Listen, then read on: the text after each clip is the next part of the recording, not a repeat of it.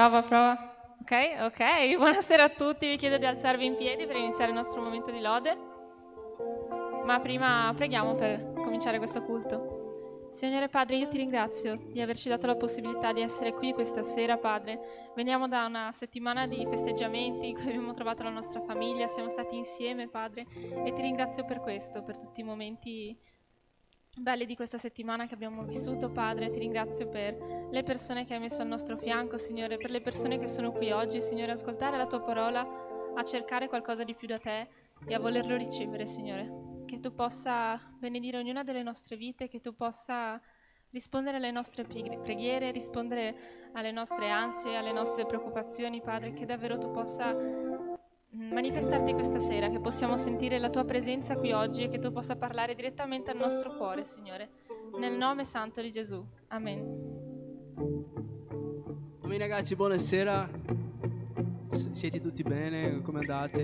Io non sono tanto, per questo conto con voi oggi per lodare il nostro Signore insieme. Adesso canteremo la nostra canzone che è diventato proprio un inno e che per curiosità si chiama anche l'inno. Quindi vi chiedo il vostro aiuto e canteremo assieme.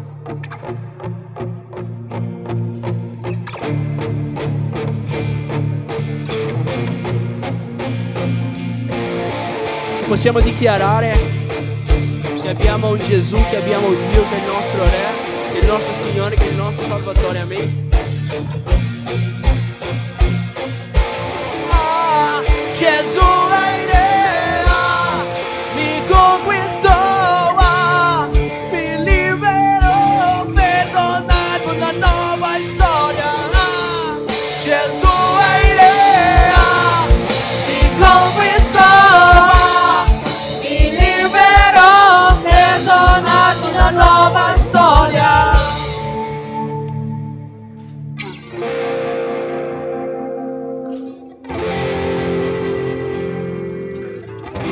Insieme. Posso dire i passi del mio Re, riesco a sentire il suo cuore, dalla mia oscurità libero, il suo spirito chiamare. Io sento, figlio mio, è ora il tempo di brillare. Sei nato per me, io sento, figlio mio, è ora il tempo di brillare. Tu sei nato per me, è ora il tempo.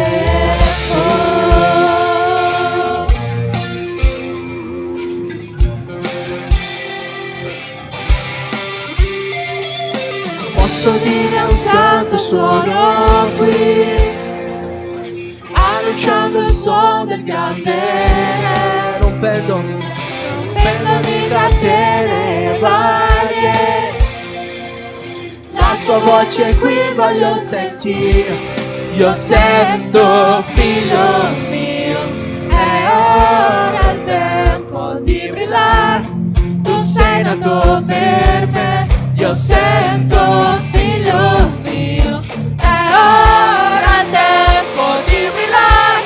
Tu sei nato per me, io sento, figlio mio, è ora il tempo di brillare. Tu sei nato per me, io sento, figlio mio, è ora il tempo di brillare. Tu sei nato per me, è ora il tempo.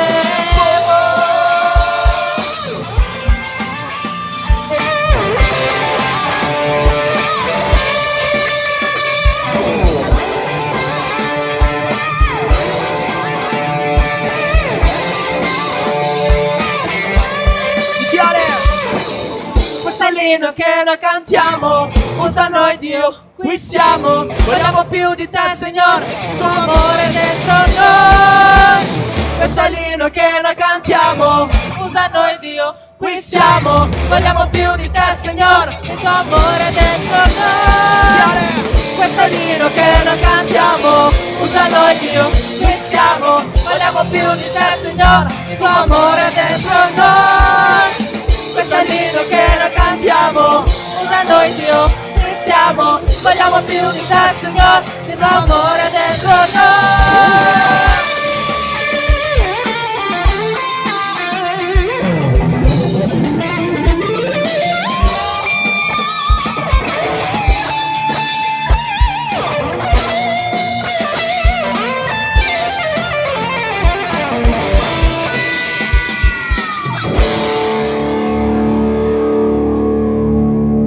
Possiamo cantare come una dichiarazione che Lui è il nostro Re, il nostro Signore, amen. Non solo come le parole che escono dalle nostre bocche, ma come una verità.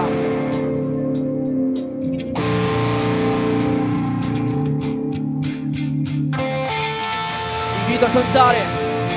Ah, Gesù è il Re, ah, mi conquistò, ah, mi liberò per donarmi una nuova storia. Ah, Gesù è il Re, mi conquistò, mi liberò per donarmi una nuova storia. Ah, Gesù è il Re, mi conquistò, mi liberò per donarmi una nuova storia. Ah, Gesù è il Re, mi conquistò, mi liberò per donarmi una nuova storia. Ah, Gesù è il Re, mi conquistò, mi liberò per donarmi una nuova storia.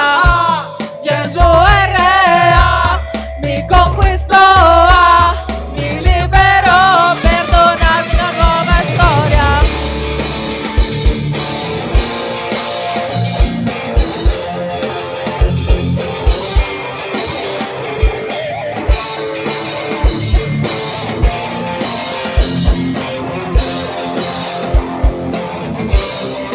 Noi cambieremo il mondo, noi cambieremo il mondo, noi cambieremo il mondo, noi cambieremo il mondo, noi cambieremo il mondo, noi cambieremo il mondo, noi cambieremo il mondo, noi cambieremo il mondo, noi cambieremo il mondo.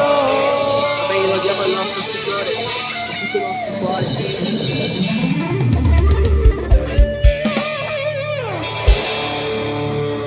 La prossima canzone che suoneremo è una canzone nuova, quindi è una canzone bellissima che parla molto sulla fiducia che dobbiamo avere nel nostro Signore, che mi fa ricordare anche Pedro quando era con Gesù nella barca e è venuta la tempesta, e in quel momento lì lui ha guardato Gesù e Gesù camminava sopra le acque e lui è anche riuscito a camminare, però quando ha guardato Gesù, lui guardava Gesù andato sopra le acque. E poi quando ha iniziato a guardare intorno, che ha visto la tempesta, che ha visto la pioggia, è iniziato a entrare dentro le acque, non è riuscito più a camminare. Ma sapete perché? Perché lui in quel momento ha guardato intorno. Quando guardava Gesù, nel momento in cui guardava solamente Gesù, lui riusciva a camminare, perché aveva gli occhi verso il nostro Signore. Perché quello era un momento di difficoltà e c'era Gesù lì. Gesù era lì e c'era ancora la pioggia, c'era ancora la tempesta. Però Gesù era lì. È curioso perché il nostro Signore in quel momento era lì, in mezzo alla pioggia, in mezzo alla tempesta. La pioggia non è andata via, neanche la tempesta. Però lui ha vissuto un miracolo, camminato sopra le acque quando guardava Gesù. E quando non ha guardato più lui, non è riuscito più a camminare. Quindi dobbiamo avere la fiducia nel nostro Signore. Questa canzone parla su di questo. Per questo è bellissima.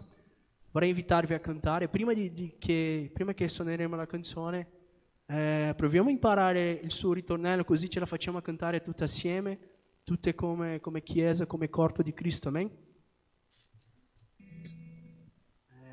Vediamo come faremo.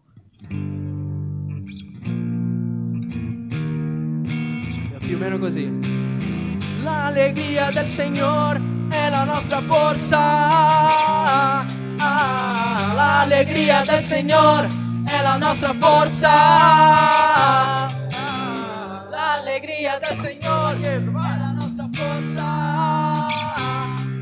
Dai, cantiamo assieme. È la nostra forza. Ancora una volta. l'allegria del Signore è la nostra forza. L'allegria del Signore è la nostra forza. Iniziamo.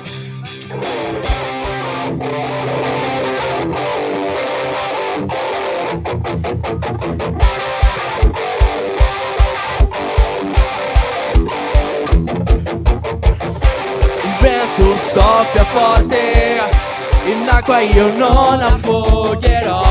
Il vento soffia forte, nelle tue mani sono sicuro.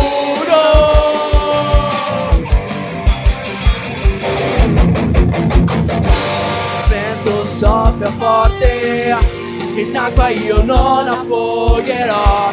Il vento soffia forte, nelle sue mani sono sicuro. Non mi guida quello che vedo, seguo solo quello che credo. Sto guardando alle circostanze, io guardo il tuo amore. Cantiamo assieme. L'allegria del Signore è la nostra forza. L'allegria del Signore è la nostra forza. L'allegria del Signore è la nostra forza. L'allegria del Signore è la nostra forza.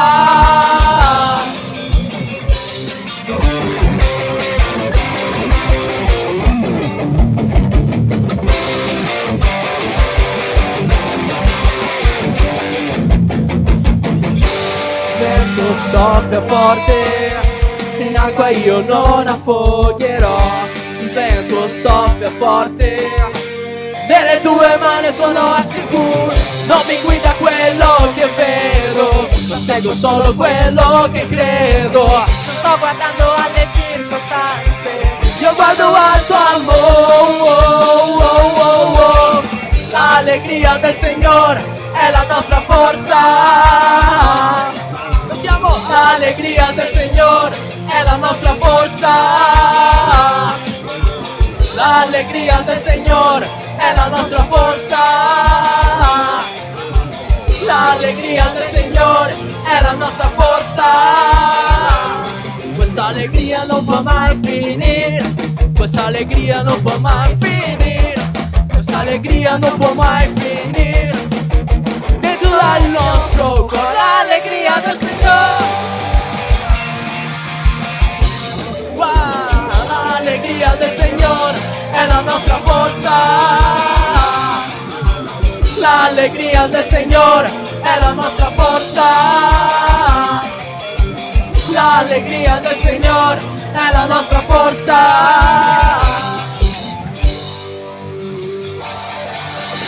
Amen, che possiamo dichiarare che l'allegria del nostro Signore è la nostra forza. Amen. La nostra fiducia è nel nostro Signore.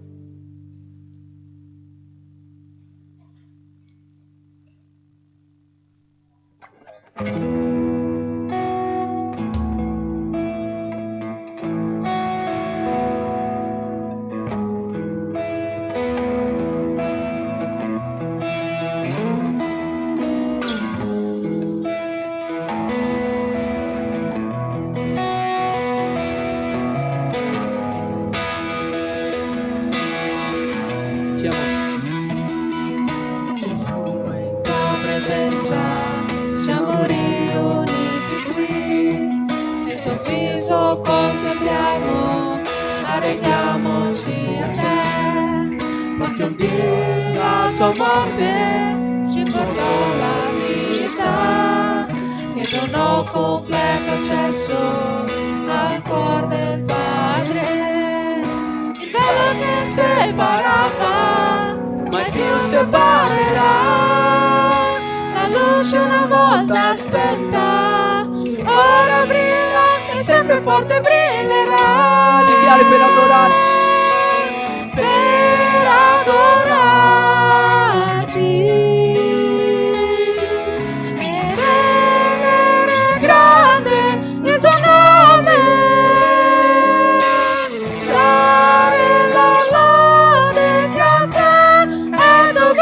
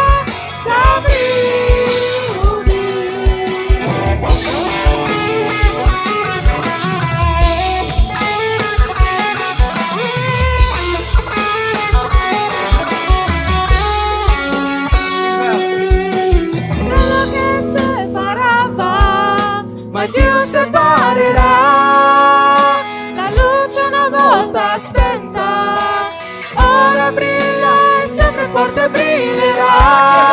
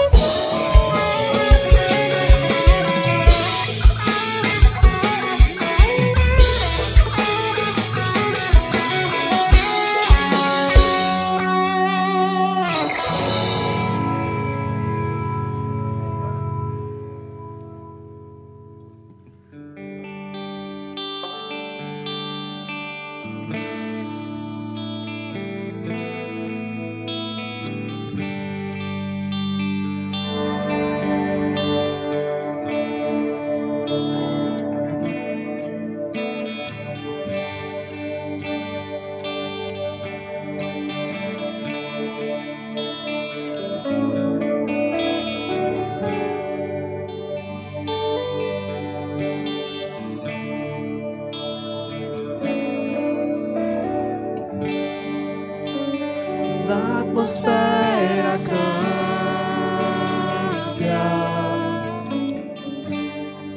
quando lo Spirito di Dio è qui, ed è evidente intorno a noi quando lo Spirito di Dio è qui. Cantiamo l'atmosfera. L'atmosfera cambia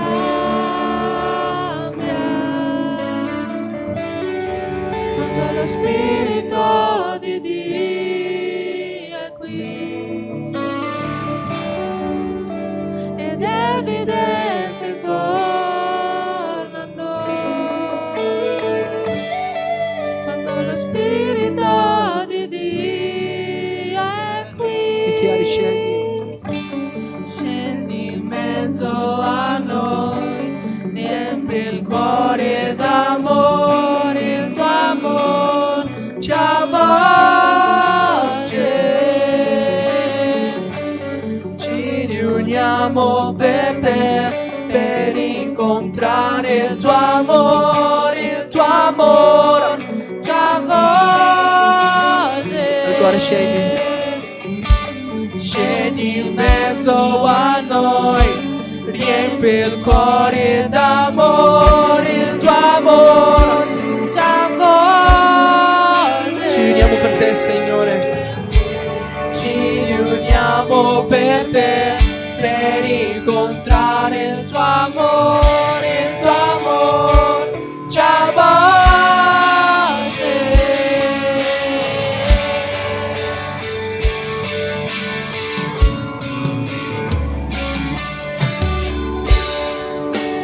L'atmosfera cambia quando lo Spirito di Dio è qui, ed è evidente intorno a noi quando lo Spirito di Dio è qui. Dichiari, scendi in mezzo a noi, riempi il cuore d'amore, il tuo amore ci avvolge. Ci riuniamo per te, per incontrare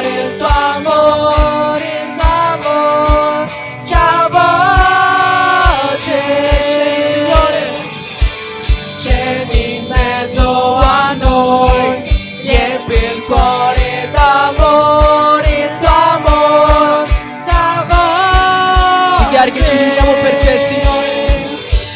Ci riuniamo per te, per incontrare il tuo amore, il tuo amore ci avvolge.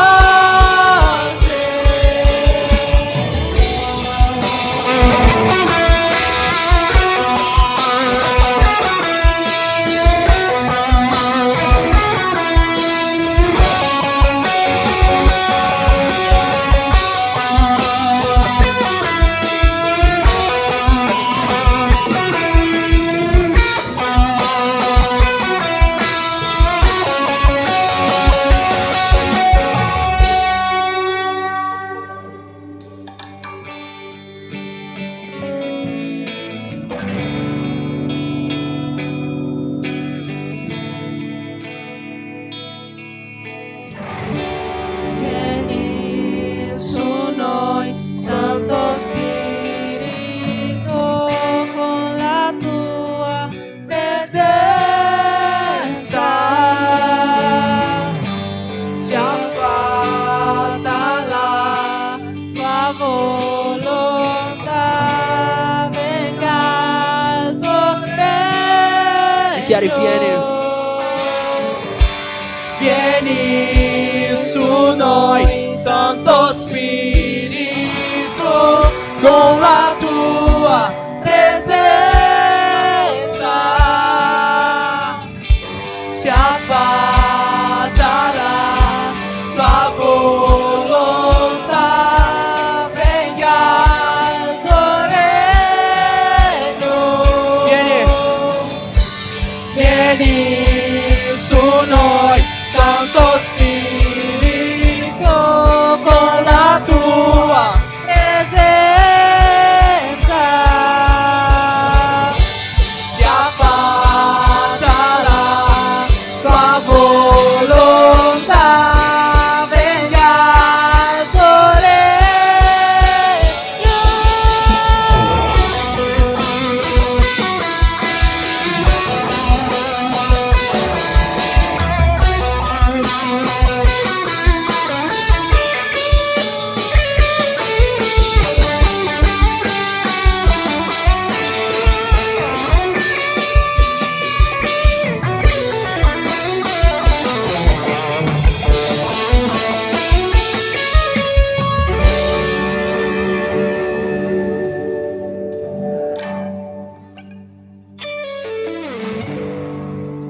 Miracoli avvengono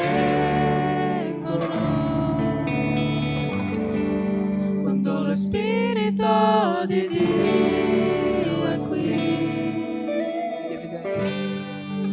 Ed è evidente intorno a noi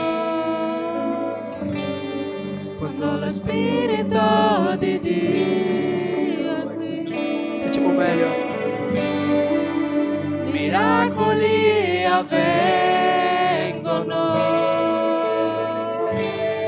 quando lo Spirito di Dio è qui. Ed è evidente intorno a noi quando lo Spirito di Dio è qui. Signore, grazie Padre, grazie perché siamo qui riuniti, Signore, per lodare il tuo nome, per sentire la tua parola, Padre, che il Signore possa continuare a parlare, continuare a benedire le nostre vite, continuare a manifestarsi qua, Signore. Sei grande, Padre, sei potente. Questo, Signore, è l'ultimo Aga culto dell'anno, e che il Signore possa veramente manifestare la tua parola, la tua presenza, il tuo Spirito Santo. Vogliamo chiederti, Signore, che il Signore possa riempirci del tuo Spirito, riempirci del tuo amore, Signore. Che, Padre, possiamo uscire da qua diversi, Signore, che possiamo proprio sentire la tua presenza, il tuo amore, che il Signore possa essere il nostro centro, Padre, il nostro Dio, il nostro fondamento, Padre. Grazie, Signore, nel nome santo di Gesù, amen. Samuele.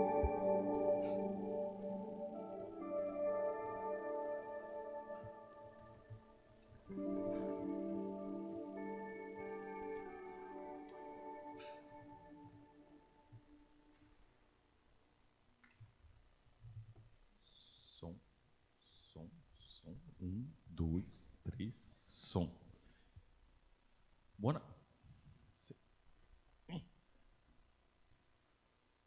Buonasera a tutti.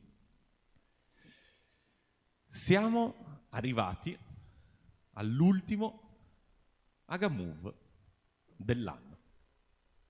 È stato un anno un po' particolare, abbiamo fatto tanti cambiamenti, siamo spostati qua, è stato davvero un qualcosa di molto molto particolare.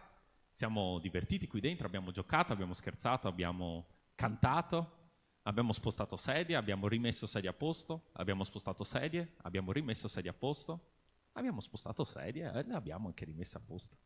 Praticamente una volta alla settimana spostavamo e rimettevamo queste sedie tipo 2 volte a posto. Ma va bene così, è sempre un piacere essere qui nella presenza della famiglia di Dio.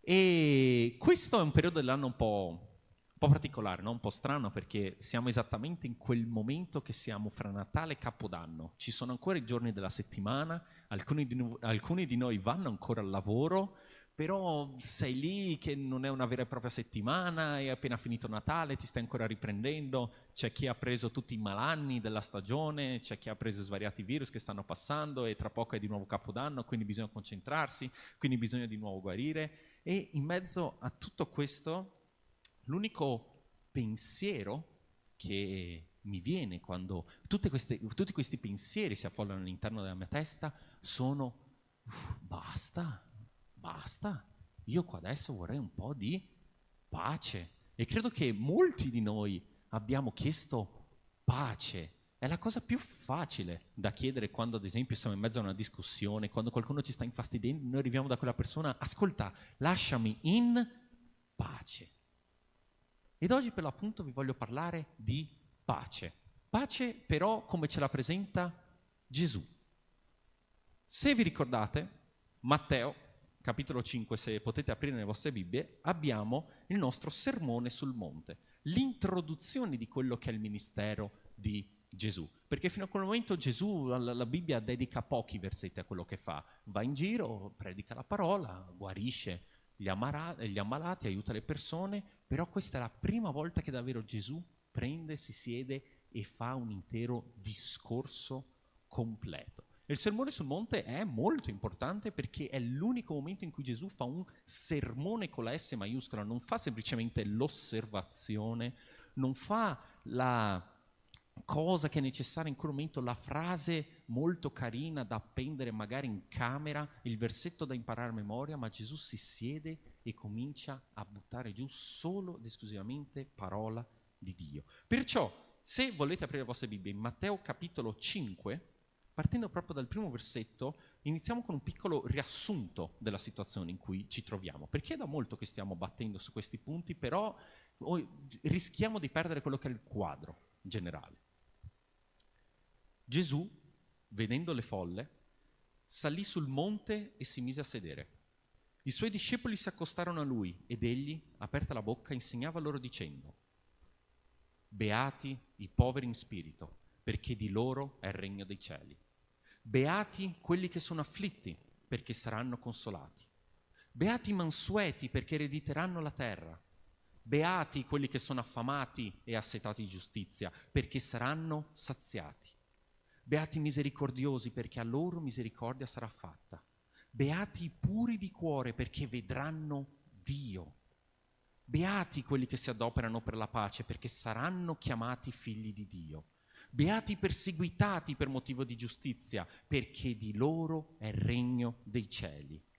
Beati voi quando vi insulteranno e vi perseguiteranno e, mentendo, diranno contro di voi ogni sorta di male per causa mia. Rallegratevi e giubilate, perché il vostro premio è grande nei cieli, poiché così hanno perseguitato i profeti che sono stati prima di voi. Preghiamo che il Signore ci possa illuminare in questo momento. Ti ringraziamo, Padre, per questa occasione che abbiamo di stare insieme, che abbiamo di poter ascoltare la Tua parola, di lodarti, di glorificarti. Sappiamo che molte persone non hanno a disposizione questo, Padre. Noi ti vogliamo ringraziare. Noi ti lodiamo e ti celebriamo perché riconosciamo che Tu sei grande, Tu sei potente e Tu sei degno di ogni lode e di ogni adorazione. Padre, ti chiediamo in questo momento che tu possa scendere in questo luogo e che tu possa toccare i nostri cuori, insegnare oltre le parole e trasformarci secondo il tuo Santo Spirito. Noi ti imploriamo tutto questo perché riconosciamo che tu sei grande, tu sei potente e tu sei Dio. Tutto questo ti chiediamo in nome di Gesù. Amen. Poveri, afflitti, mansueti, affamati, assetati, misericordiosi, puri di cuore, pacificatori, insultati e perseguitati. Il banchetto ai piedi del Re dei Re si presenta con forse il gruppo di persone più improbabile che ti possa venire in mente in una situazione del genere. Però con questa introduzione, con le beatitudini, Gesù ci mostra anche quelli che sono gli scalini che una persona deve affrontare per poter salire lungo la montagna spirituale della propria vita. Dal primo punto mi dispiace che purtroppo avevo preparato delle slide che sapete come piacciono a me, wow, piene di colori perché voi siete giovani, avete bisogno di cosa visuale, dimenticata a casa, mi dispiace, niente, oggi dovete utilizzare soltanto l'immaginazione. Però questo scalino troviamo, al primo posto, l'umiltà, la coscienza dei propri bisogni. Poi abbiamo il pentimento nel senso di piangere sul proprio peccato, ok? Un cordoglio santo, non è semplicemente rammaricarsi perché oh no, povero me tapino, ma è un vero sentimento di pentimento. Poi abbiamo la mitezza, no? Beati miti, mitezza nel senso di dare prova di un nuovo spirito. Abbiamo poi l'appetito spirituale come sinonimo di crescita, se avete presente, beati quelli che sono affamati, assetati di giustizia. Abbiamo il gradino della misericordia, un attributo di Dio che indica un'ulteriore crescita. Poi abbiamo la purezza di cuore, che segnala la realizzazione di un'attitudine più alta laddove giunge la visione di Dio. Adoperarsi per la pace, un'influenza degna di un Cristo che calma le tempeste, come aveva detto prima PH durante l'amministrazione. E infine il culmine, soffrire per Cristo, accanto ai profeti e ai martiri. Quindi queste beatitudini sono questa scalinata, possiamo dire, che ci permettono di avvicinarci a quello che è il regno dei cieli. E oggi mi voglio concentrare sulla settima beatitudine. Beati quelli che si adoperano per la pace, perché saranno chiamati figli di Dio. Qui voglio chiarire, perché quando parliamo di pace spesso viene un po' difficile, no? Il concetto effettivo di pace. Però qua io con pace voglio utilizzare soprattutto il suo sinonimo, che è riconciliazione. Pace tra uomo e poi pace tra uomo e Dio. Qui pace, io non sto parlando di chi per magari disposizione naturale evita le dispute oppure evita i problemi. Credo che voi oppure addirittura conosciate, sì, tranquillamente, persone che semplicemente se ne tirano fuori. Succede qualcosa e queste persone dicono no, guarda, io sono fuori da tutta questa storia, io non voglio problemi, io non voglio confusione. Non sto parlando di questa pace, io sto parlando di quelle persone, quegli uomini, quelle donne che fanno i loro più grandi sforzi per riconciliare coloro che sono nemici o per prevenire dissidi tra amici. Se nella vostra storia vi ricordate di momenti in cui in un gruppo avete preferito non fare quella battuta per evitare di generare scandalo, di generare confusione, in quel momento voi stavate facendo un servizio, in quel momento voi cosa stavate facendo? Stavate prevenendo del dissidio, dei problemi, delle confusioni fra i vostri amici. Se magari siete sempre così in un gruppo di persone, c'è un vostro fratello di fianco che non dimostra la stessa saggezza e tira fuori qualcosa, immediatamente voi lo coprite, no ragazzi, stavo scherzando, no, stai zitto per favore. Quel momento in cui voi vi state adoperando per la pace. Ci sono molti modi effettivamente per adoperarsi, però la pace va sottolineato. Voi non potete uscire di qua senza avere ben chiaro che la pace è qualcosa che sta molto a cuore a Gesù. Questo concetto della riconciliazione è alla base del Vangelo. Ho voluto per l'appunto iniziare con questo quadro generale di quelle che sono le beatitudini, perché effettivamente mi sono accorto che non si può parlare di pace senza parlare di Vangelo, non si può parlare di pace senza di nuovo dover uscire da quelle che sono le beatitudini, uscire da quel monte su cui Gesù si era seduto più di 2000 anni fa e volgere uno sguardo a quello che è tutto. Perché quando noi andiamo a scavare, e di nuovo utilizzerò lo stesso esempio che ho utilizzato la scorsa volta, no? Il nostro nome, Agamove, che non ho l'immagine di sopra, però vedete tutti qui il barile, vero? Giusto? Aga, move, ok? Composto dalla parola agape, move, da movimento, ok? Agape che vuol dire amore. E dov'è che noi possiamo trovare una bellissima definizione di amore? Un po' di confusione. Prima Corinzi capitolo 13, vi prometto l'ultima volta quest'anno che lo tirerò fuori. Prima Corinzi capitolo 13. Una lista infinita di quelle che sono sfaccettature dell'amore. Prima Corinzi capitolo 13, a partire dal versetto 3, dove leggiamo l'amore, agape, perciò voi, agamuv. L'agamuv è paziente, è benevolo. Poi continuando, l'amore non invidia, l'amore non si vanta, non si gonfia, non si comporta in modo sconveniente, non cerca il proprio interesse, non si inasprisce, non addebita il male, non gode dell'ingiustizia, ma gioisce con la verità. Soffre ogni cosa, crede ogni cosa, spera ogni cosa, sopporta ogni cosa. Di questi versetti che abbiamo letto, se adesso io dovessi sottolineare ogni singola cosa che è in comune con il voler far pace, voler essere un pacificatore, come dicono alcune versioni della Bibbia, troveremo cosa? Pazienza, serve assolutamente per fare la pace. Essere benevoli, assolutamente necessario per fare la pace. Non cerca il proprio interesse, non si inasprisce, non addebita il male, soffre, crede, spera. Più della metà di questi concetti che vengono espressi qui sopra sono in comune con quello che riguarda la pace.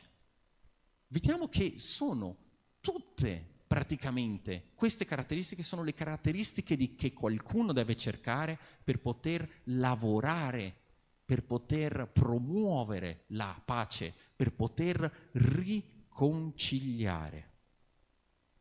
Riconciliare è un aspetto fondamentale dell'amore che siamo chiamati ad avere gli uni verso gli altri e noi verso Dio, ed è proprio Lui che dà un'importanza incredibile a questo. Sempre nel Sermone del Monte, perciò sempre in Matteo 5, in particolare nei versetti 23 fino al 25, troviamo che Gesù ci dà un'istruzione molto chiara, ben definita, per quanto quello che Lui intende per dare importanza alla pace. Infatti, se andiamo a leggere, dal versetto 23 sta scritto: se dunque tu stai per offrire la tua offerta sull'altare e lì ti ricordi che tuo fratello ha qualcosa contro di te, lascia lì la tua offerta davanti all'altare.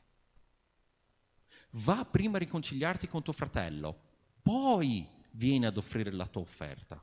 Fa presto amichevole accordo con il tuo avversario mentre sei ancora per via con lui, affinché il tuo avversario non ti consegni in mano al giudice e il giudice in mano alle guardie e tu non venga messo in prigione. Molto interessante questo testo, perché quando, perlomeno, io ho vissuto tutta la mia vita in chiesa, io ho sempre sentito parlare di come, guarda, il rapporto fra te e Dio è questa cosa strettamente personale, questa cosa che è priorità assoluta, wow, incredibile. Però rileggo questo testo e l'offerta, principalmente all'epoca, va considerato che era il momento in cui il fedele poteva avere un momento intimo, poteva riconciliare quel rapporto fra lui e Dio, ricreare, stabilire una vera connessione fra Dio e uomo.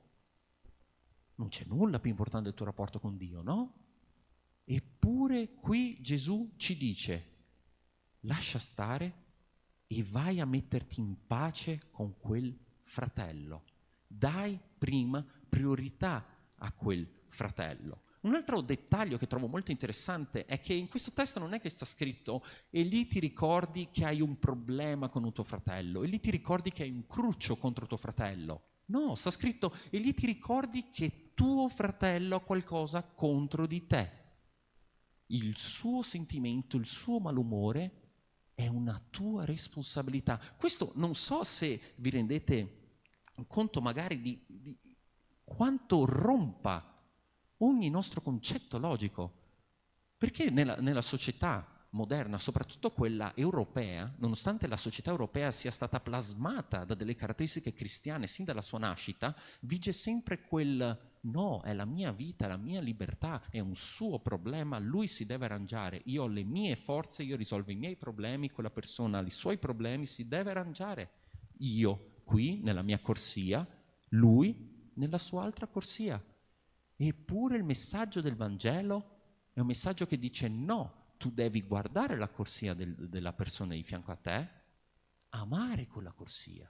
Tu devi andare lì e sistemare e risolvere, devi prima dare priorità al tuo rapporto d'amore con il tuo fratello qui sulla terra, che a dar l'offerta al creatore dell'universo. Dai prima la priorità a lui, al tuo fratello, che a me. Non permettere che una disputa fra fratelli diventi un'onta al nome di Cristo. Questa è la priorità che Dio vuole che diamo alla pace fra di noi. Prima che tu vada a dare la tua offerta davanti al Signore. E l'offerta, vi posso dire, che incapsula un po' tutto. Può essere molto bene il ministero in cui una persona sta servendo. In questo momento io sto servendo, in questo momento io sto offrendo, no? Del tempo, delle capacità che il Signore mi ha dato. E il Signore mi dice, prima di salire su quel palco, se sai che qualcuno è rimasto magari un po' amareggiato con quel commento che hai fatto, se sai che qualcuno non è rimasto molto d'accordo con quell'ultimo reel che gli hai mandato, vai e risolvi, vai e parlagli, vai e fai amichevole accordo. Beati quelli che si adoperano per la pace, perché saranno chiamati figli di Dio. Ritorniamo a quella definizione che vi ho dato di pacificatori, così chiamo gli uomini, no? Che si adoperano per la pace. Uomini che fanno i loro più grandi sforzi per riconciliare coloro che sono nemici o per prevenire dissidi tra amici. Abbiamo visto il tema della riconciliazione come amore agape, questo amore che ci contraddistingue, questo amore che ci caratterizza. Qui l'abbiamo visto nel Sermone del Monte come proprio una indicazione chiara, sia nelle beatitudini sia sotto forma di priorità. Però il concetto è che è sempre lì, non importa dove tu voglia scappare, nella Bibbia è sempre lì, al nucleo del Vangelo, che ci guarda, che ci fissa, perché tutto è partito da lì. Noi siamo creature imperfette che non possono arrivare da Dio, che non possono ricucire quel filo che è stato spezzato, quel filo che è stato spezzato tra uomo e Dio, fra Genesi e Apocalisse, ma per grazia abbiamo ricevuto questo dono che è Cristo Gesù. L'abbiamo festeggiato pochi giorni fa per il Natale. E Gesù Cristo, figlio di Dio, ha riconciliato Dio e l'uomo.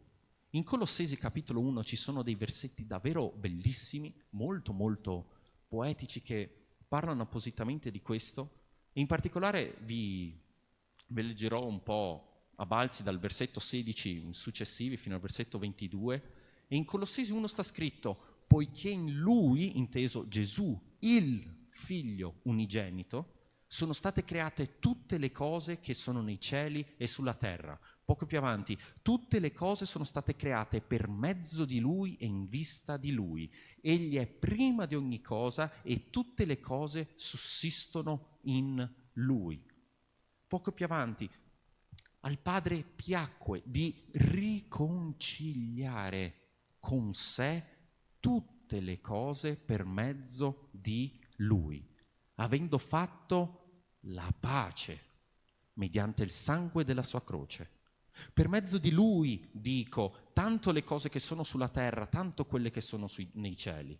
Anche voi, tutti noi qua presenti, non importa quanti crimini tu abbia commesso, non importa quante multe tu abbia preso nel corso della tua vita, anche voi, che un tempo eravate estranei e nemici a causa dei vostri pensieri e delle vostre opere malvagie, ora Egli vi ha riconciliati nel corpo della sua carne per mezzo della sua morte, per farvi comparire davanti a sé santi, senza difetto e irreprensibili. Il messaggio del Vangelo è un messaggio di riconciliazione, è un messaggio di pace. Gesù, attraverso Lui, tutto si è compiuto. Lì su quel monte stava dicendo a quelle persone e sta dicendo a noi oggi, la sua Chiesa: beato chi si adopera per la pace, beato chi si muove nella stessa direzione in cui mi muovo io, beato chi lavora insieme a me, beato chi semina insieme a me. Ed è davvero un messaggio incredibile di speranza, perché molti nella società moderna perdono il primo passo di questo ragionamento. Quando diciamo che siamo creature imperfette, la maggior parte delle persone che io conosco, non di chiesa, subito alzano le mani e dicono: boh, calma, parla per te, io non ho mai ucciso nessuno, io non ho mai rubato. Eppure la loro vita è compromessa, la loro vita è scandita da disperazione, da depressione, da perdita, e noi invece siamo qua per dare questo messaggio di speranza, per attraverso questa riconciliazione. Dio si è rivelato per mezzo del suo figliuolo Gesù Cristo come il Dio della pace. Pace, pace, ancora pace. È venuto qui per riconciliare e ravvicinare noi a Lui, senza imputare nessun fallo, senza imputare nessun sbaglio, nessuna colpa, nessun crimine su di noi, nonostante ne avesse il diritto. Per Natale utilizziamo sempre un versetto famosissimo, credo che metà del gruppo di Lode lo sappia, Isaia 9, versetto 5, in cui sta scritto: poiché un bambino ci è nato, un figlio ci è stato dato, e il dominio riposerà sulle sue spalle. Sarà chiamato Consigliere ammirabile, Dio potente, Padre eterno, Principe della pace. Questo è il messaggio che Gesù ci sta trasmettendo attraverso questa, seppur semplice, seppur piccola, beatitudine. Beato chi si adopera per la pace, perché sarà chiamato figlio di Dio. Ed è molto interessante questa seconda parte. Sarà chiamato figlio di Dio. Credo, non so, spero non vi sia mai successo, magari avete sentito di qualcuno che è successo, quella sensazione orribile quando magari davanti a dei compagni a scuola, dei colleghi di lavoro, si instaura la conversazione, vengono a scoprire che sei cristiano. E oh wow, incredibile, sei cristiano? E tu sì, e sei lì che subito ti stai, sì, wow, sono davvero io, wow, mi ha riconosciuto, vuol dire che non l'avrei mai detto. In quel momento ti casca tutto il mondo addosso. Non l'avrei mai detto. Sei cristiano? Wow! Non lo sembri. parole durissime da ricevere, spero sinceramente non le abbiate mai ricevuto, però vi fanno capire effettivamente il senso enfatico di questa parola, chiamati figli di Dio. È che non solamente queste persone che si adoperano per la pace sono figli di Dio, ma saranno apertamente riconosciuti e considerati come tali. Coloro che bramano e cercano di far regnare la pace fra uomo ed uomo e fra uomo e il suo Dio, manifestano che essi sono partecipi nello spirito del loro maestro. Essi sono una stessa cosa con il figlio e per conseguenza hanno il diritto di essere chiamati figli di Dio. Per concludere voglio raccontarvi una storia. Perché quando si tratta delle beatitudini in particolare, può succedere che, come ho descritto prima, questa lunga scalinata, 8 scalini, 8 gradini, ci avviciniamo, la guardiamo, giustamente, come ci viene presentata secondo il testo, iniziamo dal primo scalino, umiltà, ok, calmi, io qua devo riposare un attimino, ok, questo è il mio scalino, io adesso sto lottando con questo scalino, il secondo, il terzo, il quarto, il quinto, qua stiamo parlando della 7ª beatitudine, no, quella l'affronterò semplicemente dopo, non mi concentrerò adesso sull'essere una persona, un essere un pacificatore, essere qualcuno che porta pace dovunque lui vada. Oppure può anche succedere, quando si parla di pace, subito quali sono i vostri primi pensieri quando si parla di pace? Qual è il contrario di pace? Guerra, ok? Quando si tratta di guerre, caspita, cioè, viviamo in tempi di guerra. Io non so da quanti anni non c'era una guerra sul vecchio continente. L'Ucraina è qua, dietro l'angolo. Cioè, per dirvi, credo che fosse dalla fine della Seconda Guerra Mondiale che non si lottava una guerra qui in Europa. Poi c'è tutto il Medio Oriente e naturalmente la tua prima domanda è: cosa vuoi che faccia io? Ma chi vuoi che ascolti me? Quando ci sono due persone che stanno litigando, ah no, adesso mi butto in mezzo, li separo e porto pace. No, ma chi vuoi che mi ascolti? Ma chi sono io per poter andare lì ed effettivamente portare questa pace che ho ricevuto, portare questa riconciliazione? Vi voglio portare indietro nel tempo. Egitto, circa un 3000 anni fa, ai tempi delle piaghe. Ok, abbiamo tutti presente il racconto veterotestamentario delle 10 piaghe in Egitto e quant'altro. Ci sono questi due ebrei che stanno passeggiando, è la sera prima dell'ultima piaga, no, della morte del primogenito, in cui l'angelo del Signore sarebbe venuto e avrebbe ucciso il primogenito di qualsiasi casa che non avesse lasciato il sangue dell'agnello sul capostipite della porta. E ci sono questi due ebrei, Vincenzo, famosissimo nome di un ebreo di 3000 anni fa dell'Egitto, e Carlo l'ho utilizzato già scorsa volta, Francesco, Vincenzo e Francesco, due nomi molto molto comuni fra gli ebrei dell'epoca, stanno camminando e Vincenzo di fianco a Francesco fa: Francesco, ascolta, ma io ti vedo un po' troppo felice, tu non sei preoccupato? Francesco guarda Vincenzo e fa: Vincenzo, no, ma come fai ad essere preoccupato? Cioè, nel senso, non hai preso l'agnello e hai fatto tutti i preparativi? No, sì, io l'ho fatto. Non hai preso il sangue e l'hai messo sugli stipiti e quant'altro? No, sì, io l'ho fatto. Il Signore sa che io l'ho fatto. Francesco, ma allora perché sei preoccupato? Vincenzo, io però sono preoccupato perché stiamo parlando di qualcuno che arriva e che uccide, cioè stiamo parlando dello spirito del Signore che scende e che ammazza i primogeniti, cioè non so te, ma io ho alquanto paura.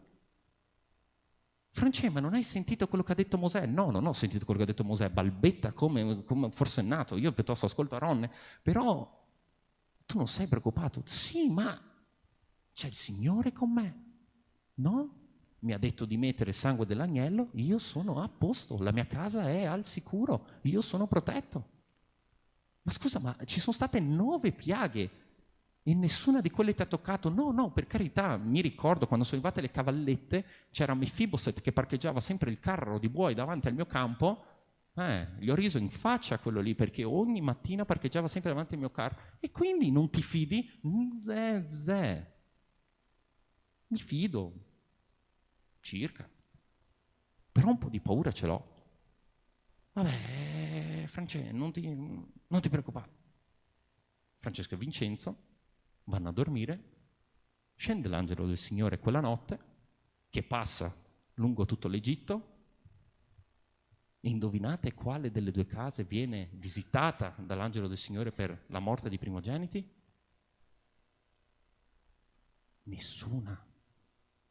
Nessuna, perché entrambi avevano fatto quello che il Signore gli aveva detto. Nessuna, si sono entrambi salvati perché entrambi avevano seguito le chiare indicazioni del Signore. Prendi il sangue dell'agnello, mettilo sulla tua porta. Ed è quel sangue dell'agnello che li ha salvati. Perché lo Spirito del Signore è passato e non è andato casa per casa, ha cominciato a dire questo si fida, questo non si fida, questo è bravo, questo non è bravo. No, lo Spirito del Signore è passato, ha visto il sangue dell'agnello ed è passato sopra, è mandato oltre. E noi qui oggi come cristiani ogni tanto ci perdiamo magari questo, però noi siamo bagnati da quel sangue, da un sangue non di un semplice agnello, ma di un sangue del Figlio di Dio. E quando noi ci ritroviamo davanti agli uomini che non riconoscono, che cominciano a dirci, che cominciano a sussurrarci dietro, a dirci qualcosa contro, dobbiamo riconoscere, noi siamo bagnati da quel sangue, non importa se tu sia alto, non importa se tu sia basso, non importa che tu abbia un bel vocione, non importa che tu abbia una vocina piccolina che non ti si riesce a sentire. Beati quelli che si adoperano per la pace.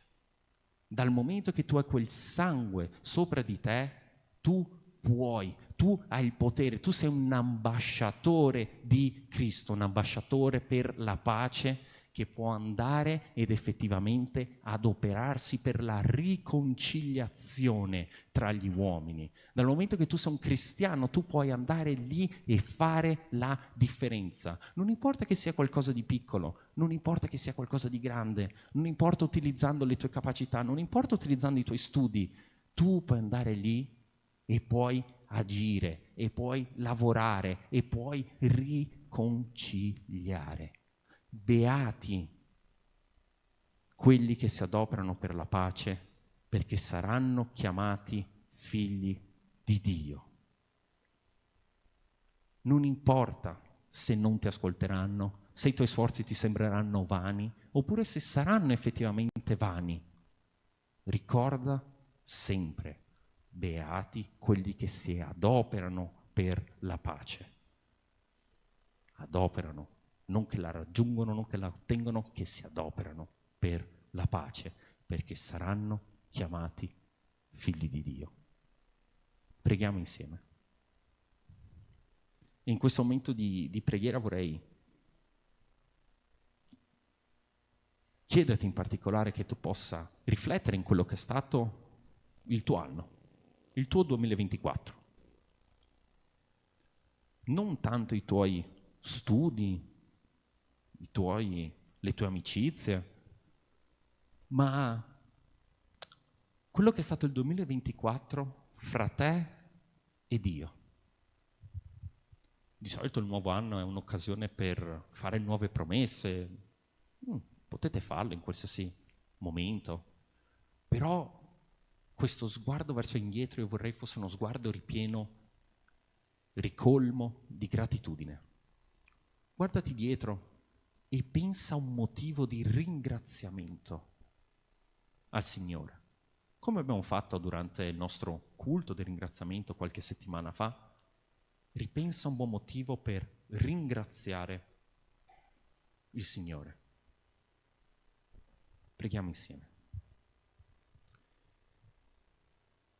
Padre, siamo riuniti come un sol popolo, come una sola carne davanti a te, perché riconosciamo che tu sei grande, tu sei potente, maestoso, e noi innanzitutto ti vogliamo ringraziare per quello che è stato quest'anno con te, ti vogliamo ringraziare per questi incontri che abbiamo potuto fare, ti vogliamo ringraziare per questa sala che abbiamo potuto adoperare, un nuovo stile col quale abbiamo voluto servirti, Padre, perché riconosciamo che tutto viene da te, tutto avviene attraverso di te e tutto è fatto per te.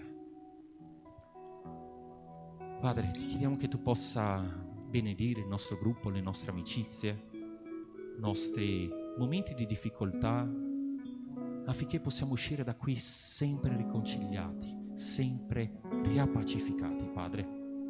Ti prego, Padre, donaci la tua pace che supera ogni intelligenza, che supera ogni saggezza.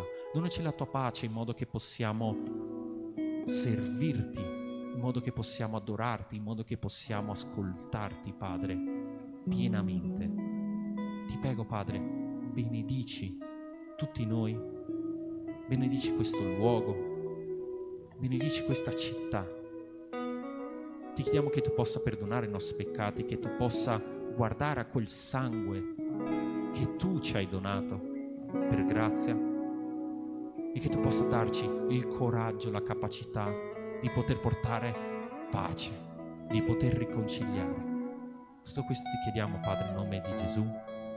Amen. Chiamo il gruppo di lode, credo, sì, per una canzone e poi per i nostri avvisi e tutta la serata.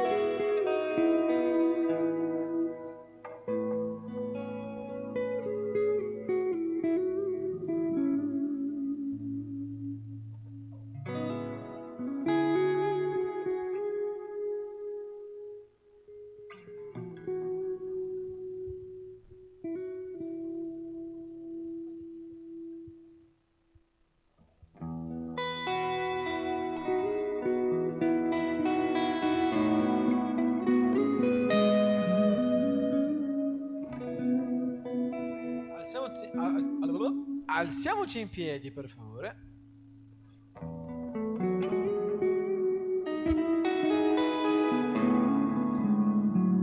Io ho scelto questa canzone che si chiama, in realtà in portoghese è Tributo a Jehovà, sarebbe Tributo a Jehovà, anche in italiano forse. E questa canzone parla di ringraziamento. È un ringraziamento per tutta la canzone. L'ho scelto proprio perché questo è il nostro ultimo culto Agamove, sabato. Domani abbiamo bis, ripetizione, però c'è tanto da ringraziare in quest'anno. Se noi ci fermiamo un po' per ricordare com'era il precedente dell'Agamove all'inizio dell'anno e come siamo adesso, credo che noi abbiamo un bel po' da ringraziare, no? Almeno secondo me sì, vero Letizia? Sì. Innanzitutto, oltre a questo, sono molto più grato non solo per questo movimento, ma per voi che siete qui. Perché non ci sarebbe, prima di tutto, non ci sarebbe zero Agamove se non ci fosse la presenza di Gesù, la permissione e la volontà di Dio e la vostra presenza qui. Non so voi, ma la mia vita quest'anno ha cambiato completamente. E anche in maniera positiva e in maniera negativa. E questo fa parte. E quindi per tutto questo io vorrei ringraziare insieme a voi al nostro Dio, che è unico e prezioso. Amen?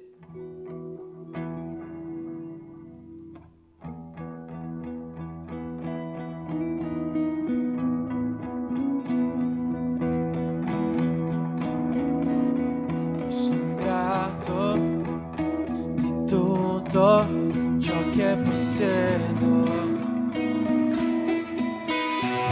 il tesoro più grande di questo mondo mi fu dato in eredità eterna. prova del tuo amor suo profondo. Ho una vita, allegria in ogni tempo. E tu hai degli amici qua oggi? Ho amici, famiglia, tanti fratelli. Fu Gesù, il mio amico veritiero, che di tutto fece per la mia salvezza. Loderò. Loderò il Signore in ogni tempo. La sua lode ci sarà durevolmente nelle mie labbra e anche nel mio cuore. Gesù Cristo sarà sempre il nostro canto. Yeah, yeah, yeah, oh, ah. Yeah, yeah, yeah, oh, ah. Yeah, yeah.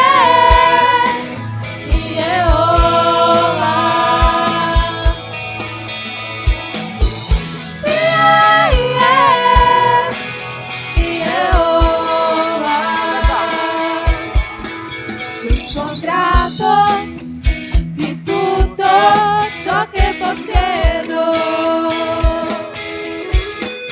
il tesoro più grande di questo mondo mi fu dato in eredità eterna. Maggior prova del suo amor suo profondo. Loderò e via in ogni tempo. Ho amici, famiglia, tanti fratelli. Tu Gesù, il mio amico veritiero, che di tutto fece per la mia salvezza. Loderò il Signore in ogni tempo. La sua lode ci sarà durevolmente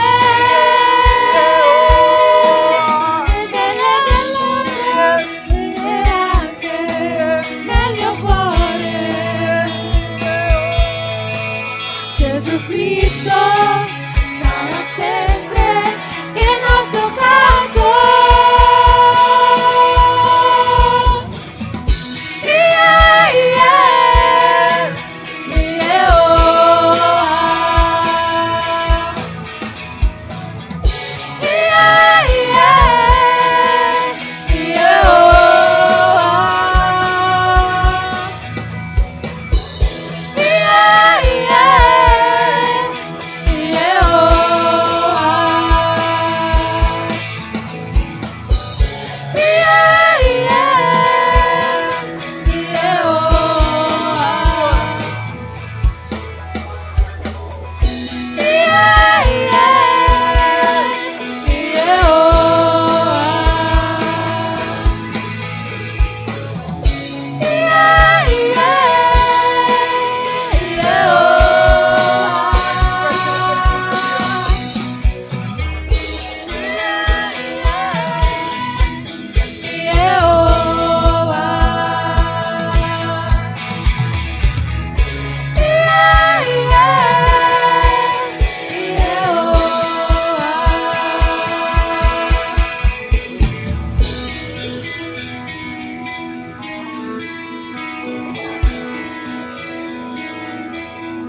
un attimo, ci facciamo i nostri avvisi.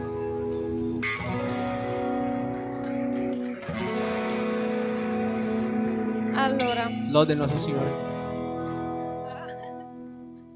ok, allora, oggi dopo i piccoli gruppi ci sarà una riunione con gli adolescenti, quindi tutti coloro che hanno dai 14 ai 18 anni sono invitati a partecipare a questa riunione. E poi, sabato prossimo, il 4 gennaio, sempre dopo i piccoli gruppi, ci sarà una riunione con tutti quelli che servono negli incontri Agamove, tutti quelli che hanno un servizio, proiezione, lode, mixer. Ci sarà una riunione per ognuno di noi il 4 gennaio dopo i piccoli gruppi, questo sabato prossimo. Poi,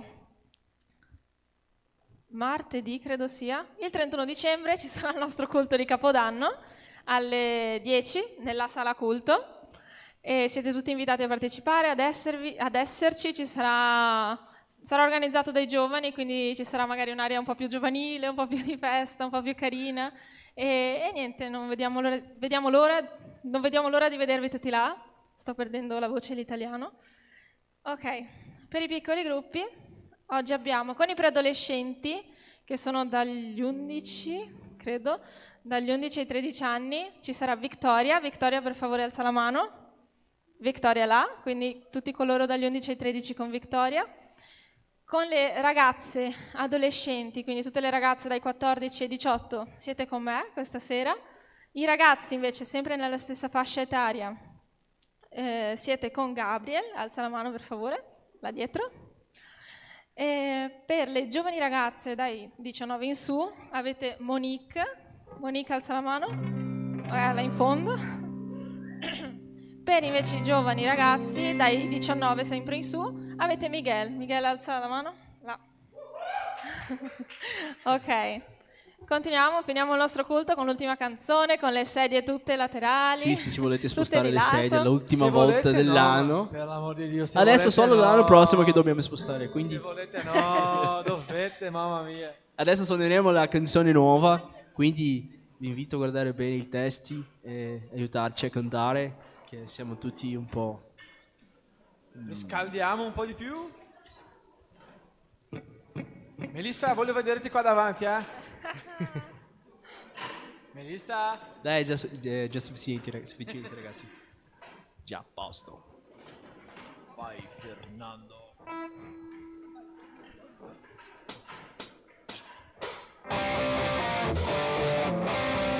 Ripartiamo, più veloce.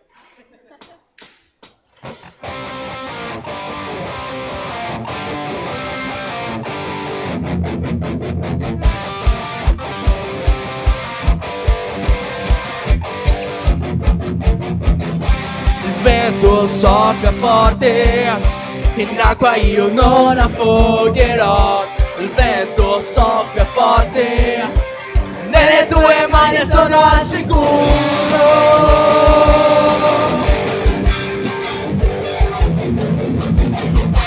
Il vento soffia forte, in acqua io non affogherò. Il vento soffia forte, nelle tue mani sono al sicuro. Non mi guida quello che vedo, seguo solo quello che credo. Non guardo le circostanze. L'allegria del Signore è la nostra forza. L'allegria del Signore è la nostra forza. L'allegria del Signore è la nostra forza.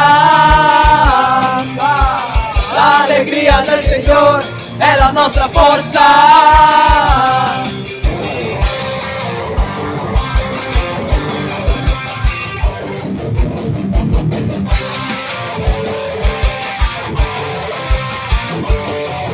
Sentiamo.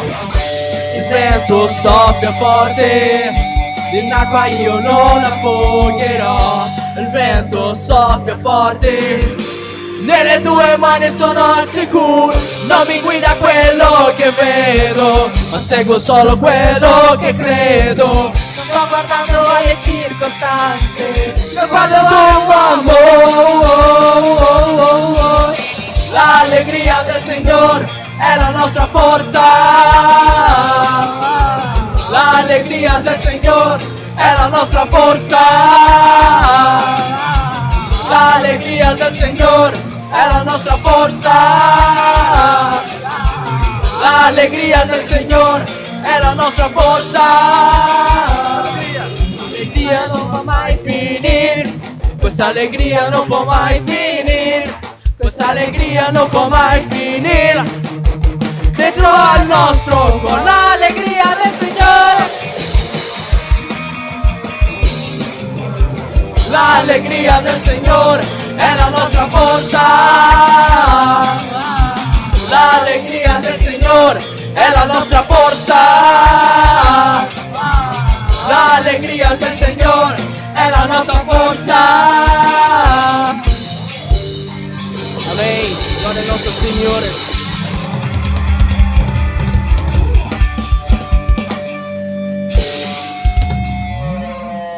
Piccoli gruppi ragazzi, ci vediamo sabato prossimo.